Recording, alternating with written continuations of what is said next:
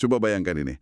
Kalau siang ini saya tiba-tiba kirim pesan ke Anda, minta dibelikan dendeng sapi dan beberapa potong muffin. Anda mungkin cuma mikir, ya saya lagi lapar aja, atau paling nggak lagi nyiapin cemilan buat road trip kan? Iya, pasti mikirnya cuma pesan makanan biasa, sangat normal. Sangat biasa. Tapi bagi jutaan orang di internet saat ini, kata-kata sederhana itu justru sudah menjadi bukti dari konspirasi paling gelap, paling mengerikan, dan paling rahasia yang beroperasi di balik pintu tertutup kaum elit dunia. Wah, loncatan logikanya jauh banget ya. Jauh banget. Jadi selamat datang di penelusuran mendalam kita hari ini. Kita akan membedah anatomi dari sebuah histeria massal. Ini bermula dari sebuah video viral di kanal YouTube Spill. Dan video ini tidak cuma bahas soal skandal finansial atau perdagangan manusia di dalam file Jeffrey Epstein yang mungkin sudah sering Anda dengar. Betul, ini melarmah jauh melewati batas itu. Ya, kita sedang melihat teori konspirasi paling ekstrem yang lagi ramai dibicarakan. Dugaan kanibalisme di kalangan elit. Oke, mari kita bedah ini. Dan sejujurnya, waktu kita pertama kali dengar premisnya, insting pertama kita ya pasti tertawa kan, mengabaikannya kayak, ini cuma fiksi sains yang buruk. Tapi sebelum kita masuk ke sana, saya rasa kita berutang pada Anda yang mendengarkan untuk memetakan apa sebenarnya sumber kita hari ini. Setuju. Ini penting supaya konteksnya jelas. Iya, karena kita nggak sedang menganalisis utas anonim di forum gelap ya. Kita menyisir transkrip video yang membedah ratusan email internal, catatan medis resmi dari penegak hukum, foto-foto, sampai ringkasan wawancara dari agen FBI. Jadi ini benar-benar dokumen fisik ya? Betul, dokumen fisik yang kemudian diinterpretasikan ulang oleh publik secara real time. Tapi ada satu batasan yang harus kita tarik dengan sangat tegas sejak detik pertama diskusi kita ini. Silakan. Ini krusial banget sebelum kita lanjut. Karena materi di dalam dokumen-dokumen ini secara eksplisit menyebutkan nama-nama tokoh politik besar dari berbagai spektrum kekuasaan. Tokoh-tokoh dunia ya? Iya, dan maksud saya ini nama-nama sekelas Bill Clinton, George W. Bush, dan para petinggi dunia lainnya. Jadi saya harus menyatakan dengan sangat jelas bahwa diskusi kita ini murni melaporkan apa yang tertera di dalam dokumen sumber dan video tersebut. Kita cuma penyampai pesan. Persis, kita sama sekali tidak mengambil sisi politik manapun, mau kiri atau kanan, dan kita tidak sedang memvalidasi kebenaran mutlak dari klaim-klaim mengerikan tersebut. Tugas kita di sini cuma membedah anatominya, apa yang tertulis, dan kenapa publik begitu terobsesi mempercayainya. Oke, jadi kalau kita mau melacak titik nol dari mana teori segila ini bermula, kita nggak memulainya dari ruang bawah tanah rahasia atau markas sekte misterius, tapi dari sesuatu yang sangat sepele dan ya membosankan. Dapur? Dapur dan daftar belanjaan. Benar. Mari kita bicara tentang dendeng sapi atau jerky. Dalam tumpukan file email itu, Anda tahu ada berapa kali kata jerky ini muncul?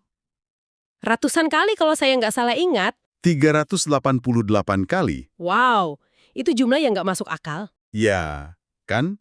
Maksud saya suka banget makan dendeng pas lagi hiking.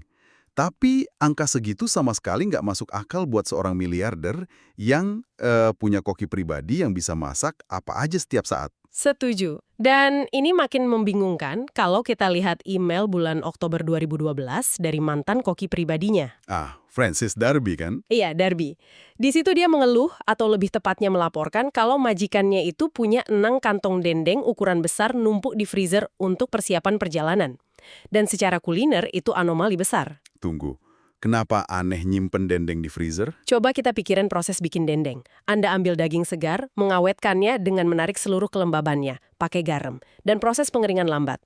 Tujuan utama pembuatan dendeng sejak ribuan tahun lalu adalah justru supaya daging itu nggak perlu dibekukan. Oh iya juga ya, logis. Anda cuma naruh dendeng di freezer kalau memang berniat buat menyimpannya katakanlah 6-12 bulan ke depan tanpa disentuh. Tapi, jejak email lain secara konsisten menunjukkan kalau pria ini sering kehabisan dendeng. Dia terus menuntut pasokan dalam jumlah masif setiap beberapa minggu. Jadi buat apa dibekukan kalau bakal secepat itu dimakan, gitu kan? Betul. Logikanya putus di situ. Nah, mari kita bahas soal seberapa cepat dendeng itu dihabiskan. Karena saya sempat ngitung matematikanya dari dokumen ini dan jujur aja hasilnya bikin perut saya mual.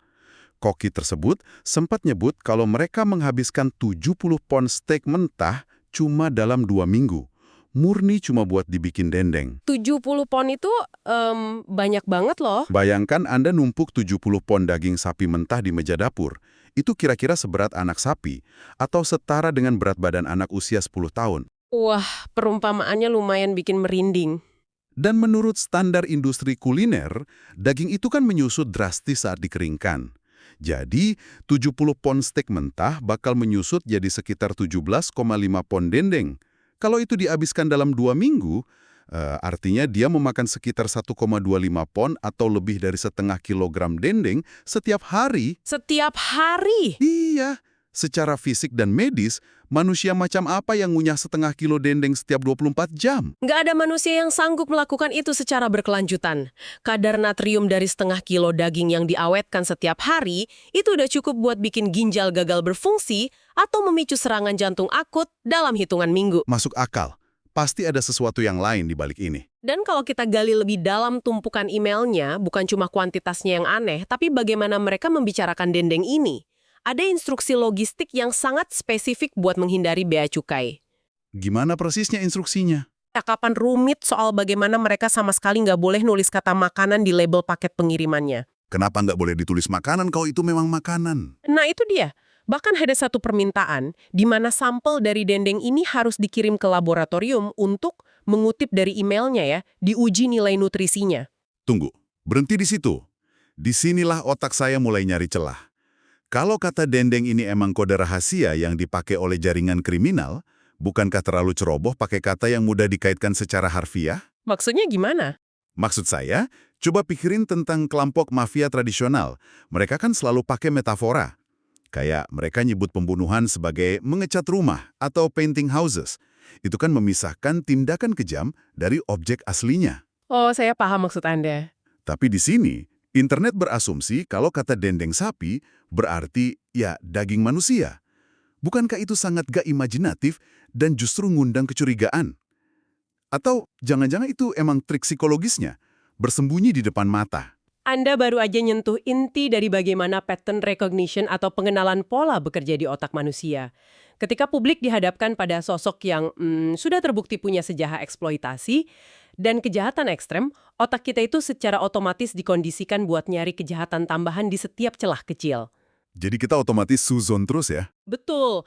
Jadi ketika Anda baca email lain yang mendeskripsikan miliarder Anil Ambani dengan frasa teguran tidak ada daging jenis apapun atau no flesh of any kind. Padahal Ambani itu vegetarian kan? Iya, pihak Ambani udah klarifikasi kalau itu karena dia vegetarian yang taat. Tapi otak internet udah masang filter gelap. Setiap kata daging jadi sesuatu yang harfiah dan mengerikan. Ya, dan filter itu jadi makin tebal waktu kita lihat email-email absurd lainnya. Ada pertukaran pesan di mana dia ngobrol sama seseorang bernama Woody Allen, dan orang ini ngebandingin dirinya sama diktator Uganda Idi Amin. Diktator yang memang dirumorkan memakan daging manusia. Persis. Dan di dalam email itu, ada lelucon kelam soal memakan tulang untuk mendapatkan serat. Belum lagi ada email lain dengan subjek cream cheese baby atau krim keju bayi. Terus ada juga diskusi tentang muffin yang deskripsinya nyebutin kalau ukurannya sangat besar, sampai mereka hanya bisa memakan setengahnya. Kalau dibaca pakai kacamata konspirasi, itu emang kedengeran kayak skrip film horor sih. Banget. Gimana orang nggak mikir macam-macam coba? Iya, tapi kita harus maksa diri kita buat menyeimbangkan perspektif di sini. Meskipun instruksi menghindari bea cukai atau nguji nutrisi dendeng itu secara objektif mencurigakan, ada bahaya nyata kalau kita nyampur adukan logistik kriminal dengan kehidupan sehari-hari yang membosankan. Contohnya kayak gimana tuh? Contohnya soal email krim keju bayi tadi. Kalau Anda lacak utas pesan itu sampai ke bawah, ternyata ujungnya adalah instruksi logistik buat pergi ke sebuah restoran deli lokal yang namanya 2J's. Oh, buat beli stok krim keju beneran. Iya, demi beli stok krim keju sayuran, itu murni pesanan makanan ringan yang sangat spesifik, harfiah, dan normal. Masalahnya adalah, begitu publik yakin kalau ada kode, bahkan pesanan bagel di pagi hari pun bakal kelihatan kayak konspirasi tingkat tinggi. Tentu, saya paham sih gimana internet bisa melintir percakapan soal deli lokal. Tapi mari kita pindah dari sekedar layar komputer ke sesuatu yang lebih nyata. Karena detektif internet ini nggak cuma berhenti pada analisis teks kan, mereka beralih nyari bukti fisik. Dan disinilah ceritanya jadi makin liar. Ya, ini ngebawa kita ke serangkaian klaim medis serta foto-foto yang viral di media sosial. Orang-orang mulai membedah setiap kemunculan publik dari pria ini. Mereka menyoroti wajah dan bibirnya yang kelihatan bengkak parah dalam beberapa foto dan video pengadilan. Dan entah dari mana, internet tiba-tiba ngasih diagnosis massal. Bener, dalam hitungan hari, ribuan detektif amatir mendiagnosis dia dengan penyakit kuru. Kuru. Buat pendengar yang mungkin bolos kelas biologi, bisa dijelaskan sedikit soal kuru ini? Kuru itu kondisi neurologis yang sangat langka dan fatal. Penyakit ini pertama kali ditemukan pada suku Fore di Papua Nugini sekitar akhir tahun 50-an. Dan kuru menyebar secara eksklusif lewat satu cara, praktik ritual memakan otak manusia. Khususnya otak kerabat yang udah meninggal, kan? Betul sekali. Saya harus mengakui, mendengar kata kuru dilemparkan ke dalam konteks miliarder modern di tengah kota New York, itu benar-benar bikin bulu kuduk saya berdiri. Itu loncakan logika yang liar banget. Liar dan secara medis sama sekali nggak akurat kalau kita berpegang pada dokumen. Kenapa begitu? Kalau kita narik laporan laboratorium resmi dari Departemen Kehakiman atau DOJ yang ada di dalam kumpulan sumber kita, hasil tesnya menceritakan kisah yang jauh lebih biasa. Dia dinyatakan positif mengidap herpes 1 dan 2. Oke, itu menjelaskan banyak hal soal pembengkakan. Ditambah lagi, ada catatan medis dari tahun 2013 yang mendiagnosis dia dengan kondisi yang disebut angioma. Angioma itu pembengkakan pembuluh darah jinak di bawah kulit yang emang sering mempengaruhi area bibir dan wajah. Bisa dipicu alergi atau infeksi. Jadi nggak ada hubungannya sama penyakit makan otak dong? Gejalanya itu degenerasi sistem syaraf, kayak kehilangan koordinasi motorik parah, tremor yang nggak terkendali, dan kelumpuhan. Wow. Jadi ini contoh klasik gimana fakta medis yang membosankan dengan cepat digantikan sama teori sensasional ya. Persis, sesuatu yang gampang dicerna sama paranoia publik. Ngomong-ngomong soal sensasionalisme, gimana dengan bukti visual yang sempat meledak di Twitter beberapa tahun lalu? Foto di meja makan itu loh. Iya, foto itu? Anda yang mendengarkan mungkin ingat pernah lihat foto ini. Pria ini duduk tersenyum bersama mantan Presiden Bill Clinton dan musisi Mick Jagger. Terus di tengah-tengah mereka, tepat di atas meja kayu yang mengkilap, ada seonggok daging mentah besar tanpa bumbu. Kelihatan sangat nggak proporsional dan aneh posisinya.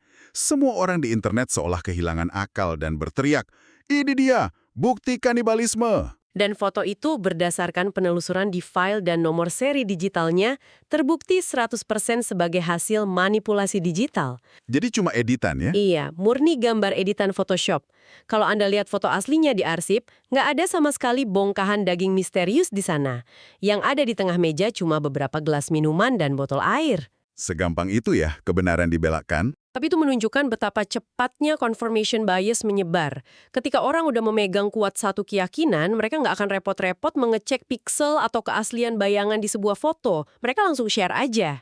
Oke, jadi kuru udah terbantahkan dan foto daging di meja makan itu terbukti palsu.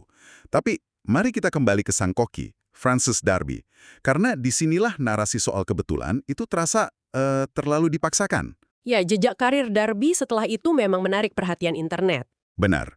Setelah Darby keluar secara sukarela dari pekerjaannya sebagai koki pribadi di tahun 2012, dia pindah melintasi negara ke Los Angeles dan New York. Dan coba tebak, di mana dia kerja selanjutnya? Di restoran yang namanya sangat memicu perdebatan. Persis! Di restoran yang secara harfiah bernama The Cannibal. Dan bukan cuma nama restorannya, menu andalan mereka, Cannibal Jerky seharga $10 yang kata netizen warnanya hitam pekat.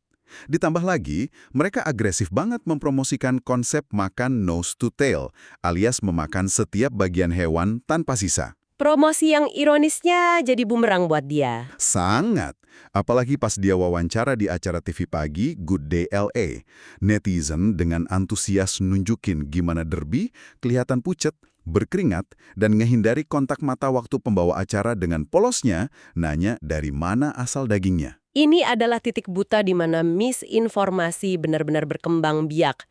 Internet mengumpulkan ribuan kebetulan kecil ini, mulai dari nama restoran, resep dendeng, sampai kegugupan di TV, terus mereka menjahit semuanya jadi satu selimut konspirasi raksasa. Biar saya potong sebentar. Em, Bukankah fenomena restoran dengan nama agresif itu lumrah banget? Lumrah gimana maksudnya? Saya kan pernah tinggal di kota besar, dunia kuliner tingkat tinggi, apalagi di kota kayak New York atau LA, itu selalu nyari konsep gimmick yang edgy, provokatif, bahkan kadang nyerempet batas tabu cuma demi narik perhatian media. Nyamain restoran daging dengan The Cannibal itu kedengerannya cuma kayak strategi marketing hipster yang standar aja. Iya, untuk tampil beda di pasar yang ketat.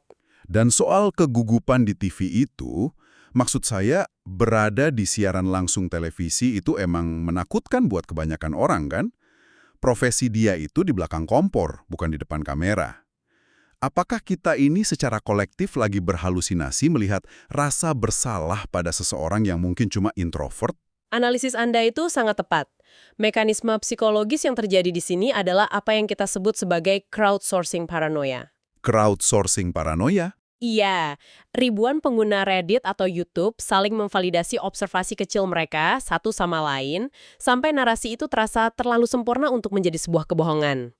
Padahal Derby sendiri ngomong apa soal ini? Francis Derby secara terbuka udah menyatakan kalau dia tuh cuman masak di dapur, hidup di dunianya sendiri, dan akhirnya keluar tanpa tahu sedikit pun soal operasi gelap majikannya. Tapi tentu aja, internet nggak peduli sama bantahan itu kan? Persis. Di mata komunitas konspirasi, setiap bantahan justru dianggap sebagai bukti adanya penutupan kasus atau cover-up.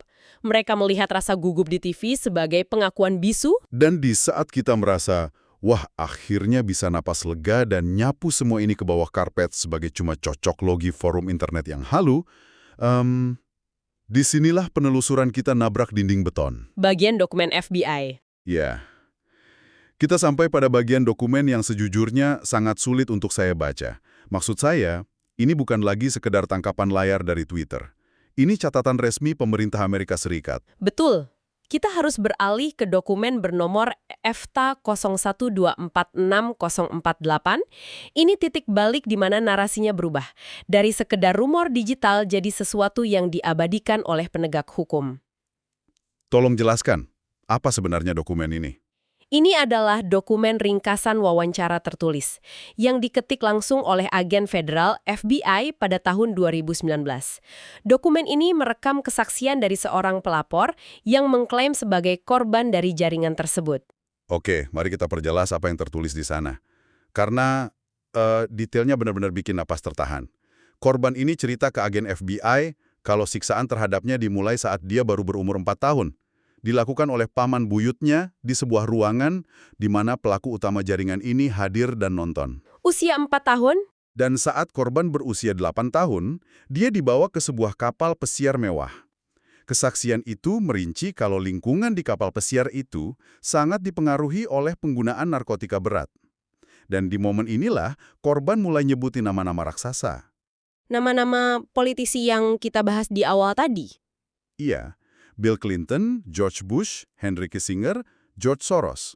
Mereka diklaim oleh korban sebagai orang-orang yang diduga kuat menyaksikan atau bahkan berpartisipasi dalam pesta-pesta di sana. Dan sekali lagi, buat Anda yang mendengarkan, kita harus tegasin kalau penyebutan nama ini murni apa yang tercatat di lembar kesaksian FBI tersebut. Ini klaim pelapor, bukan hasil penyelidikan pengadilan. Dan betapapun mengejutkannya nama-nama tersebut, bukan itu yang bikin dokumen ini jadi landasan buat teori yang lagi kita bedah. Lalu apa intinya? Inti kegelapan dari file ini ada di bagian akhir kesaksiannya. Korban itu di hadapan agen federal secara eksplisit bersaksi bahwa di atas kapal pesiar itu beberapa bayi dibunuh, bagian tubuh mereka dipotong dan diambil, dan tindakan kanibalisme benar-benar terjadi di depan matanya. Tunggu, maksud saya biar saya proses ini pelan-pelan. Gimana bisa kalau sebuah dokumen resmi FBI, dan kita bicara soal biro investigasi terbaik di dunia ya, mencatat klaim soal bayi yang dikonsumsi di kapal pesiar mewah, gimana bisa agen federal nulis hal absurd kayak gitu dan membiarkannya masuk ke arsip tanpa langsung membuangnya ke tempat sampah? Saya paham kebingungan Anda. Apa bedanya rumor gila di internet sama kesaksian di kertas berlogo pemerintah ini? Perbedaannya terletak pada pemahaman tentang prosedur birokrasi penegakan hukum, sesuatu yang emang sering disalahpahami sama publik. FBI itu diwajibkan oleh protokol ketat untuk mencatat, merangkum, dan mengarsipkan semua klaim yang keluar dari mulut pelapor selama wawancara resmi. Berarti mereka nggak ngefilter ceritanya saat itu juga. Nggak sama sekali, mereka nggak bertindak sebagai hakim yang menyaring mana yang masuk akal dan mana yang halusinasi pada tahap wawancara.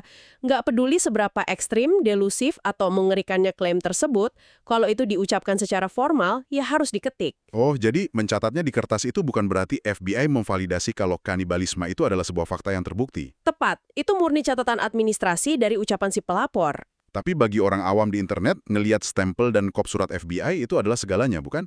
Mereka nggak peduli soal prosedur birokrasi. Tepat sekali. Bagi publik, dokumen ini merasionalisasi semua histeria sebelumnya. Coba bayangkan ketika Anda menggabungkan email aneh soal krim keju bayi, pesanan ratusan pon dendeng sapi, dan kemudian Anda disajikan dokumen FBI yang secara harfiah menyebut kata kanibalisme. Semuanya langsung masuk akal di kepala mereka. Iya, di mata publik, kepingin puzzle itu mengunci dengan sempurna. Dokumen itu ibarat ngasih mereka izin buat percaya pada mimpi buruk tersebut. Yang pada akhirnya membawa kita ke pertanyaan sosiologis yang jauh lebih besar. Kenapa kita ingin mempercayai ini? Sumber kita nyoba ngaitkan temuan file ini sama tren budaya pop yang jauh lebih luas.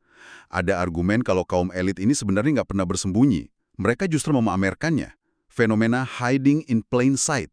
Betul, argumen itu berakar kuat pada gagasan bahwa kekuasaan absolut itu menciptakan arogansi absolut.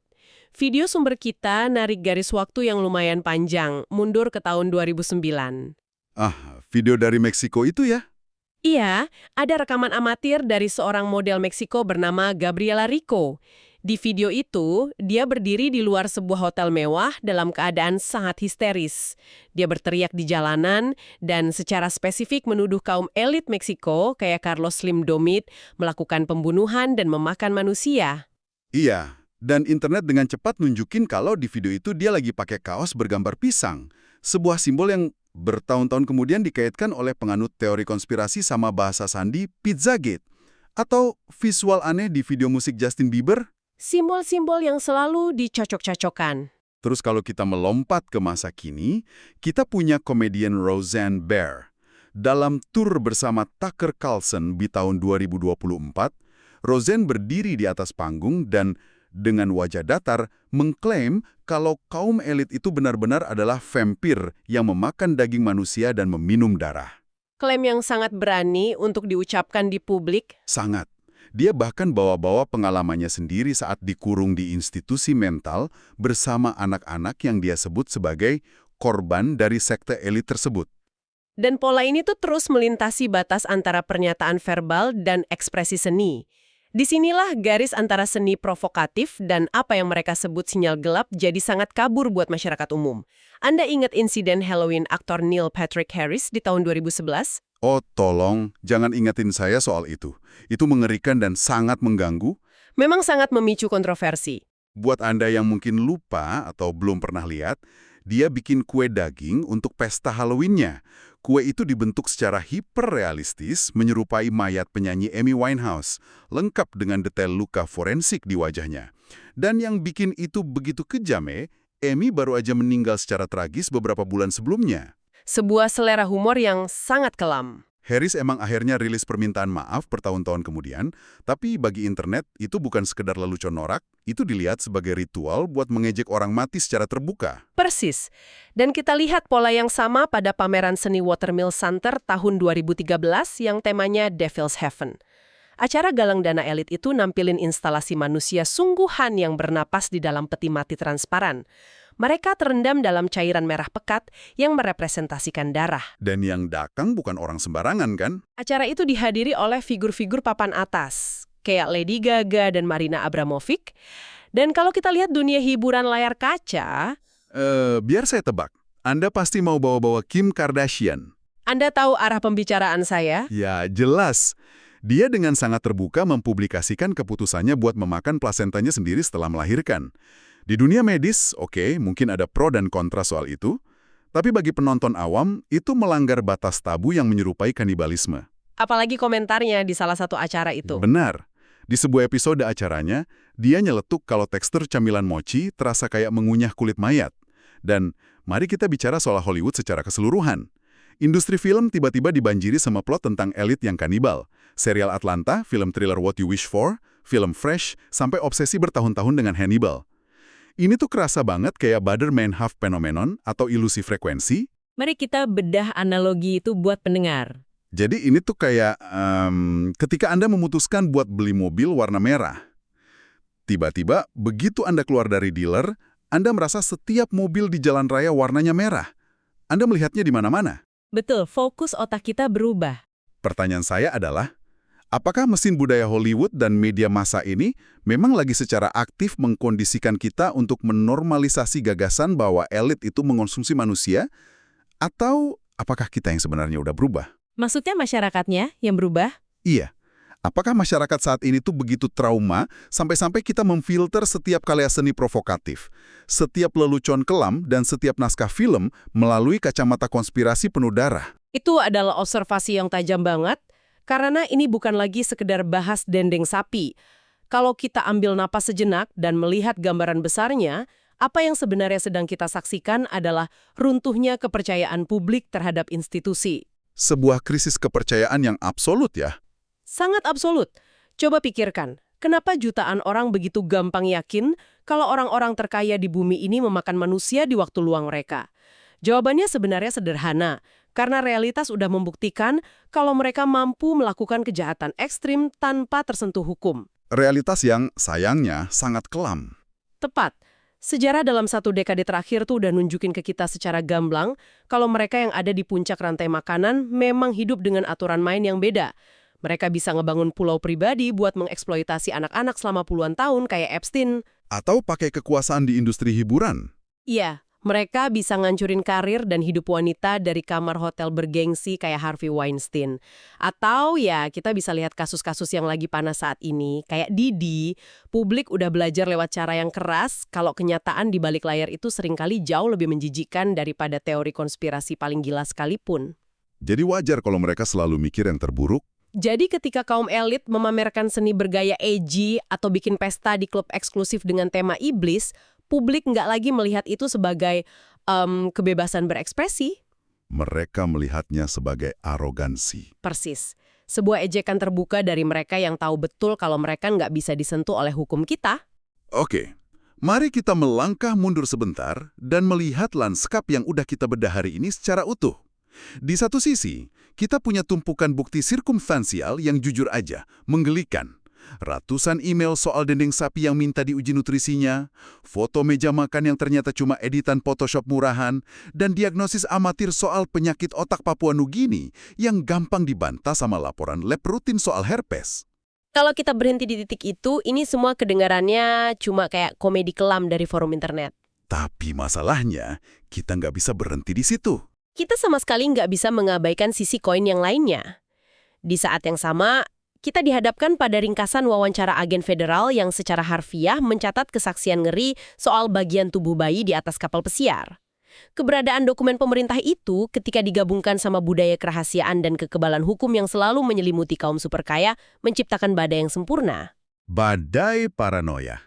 Ya, itu ngasih publik sebuah justifikasi logis yang kerasa sangat kuat untuk terus mencurigai setiap kata yang diketik oleh seorang miliarder. Jadi, apapun kebenaran absolut di balik email-email itu, teori konspirasi semacam ini kayaknya nggak akan pernah mati ya. Ia bakal terus bermutasi dan bertahan karena sistem hukum dan struktur kekuasaan kita selalu gagal buat transparan. Padahal transparansi itu satu-satunya penawar buat histeria massal. Selama masih ada ruang-ruang gelap dan pulau-pulau privat yang disembunyikan dari masyarakat, imajinasi kolektif publik akan selalu mengisi kekosongan informasi itu dengan kemungkinan yang paling buruk. Itu udah sifat dasar manusia pas menghadapi sesuatu yang berkuasa tapi nggak kelihatan secara transparan. Benar sekali. Dan untuk Anda yang telah mendengarkan, setelah menyusuri lorong teka-teki yang menguras pikiran ini bersama kami, saya ingin Anda sejenak melupakan pertanyaannya. Lupakan soal emailnya. Ya, tinggalkan sejenak perdebatan apakah email dendeng sapi itu benar-benar mengacu pada sesuatu yang mengerikan atau cuma sekedar obsesi pria tua terhadap camilan kering. Pikirkan aja hal ini. Jika masyarakat modern kita sudah sampai pada titik didih, di mana kita secara bawaan sangat membenci dan gak mempercayai mereka yang punya kekuasaan dan kekayaan tak terbatas, sampai-sampai gagasan bahwa mereka secara harfiah memakan tubuh kita terdengar sebagai sesuatu yang sangat masuk akal. Apa yang sebenarnya dikatakan hal itu tentang jurang pemisah yang mengerikan antara kita dan mereka yang duduk di puncak dunia saat ini? Pikirkan itu saat Anda bikin sarapan besok.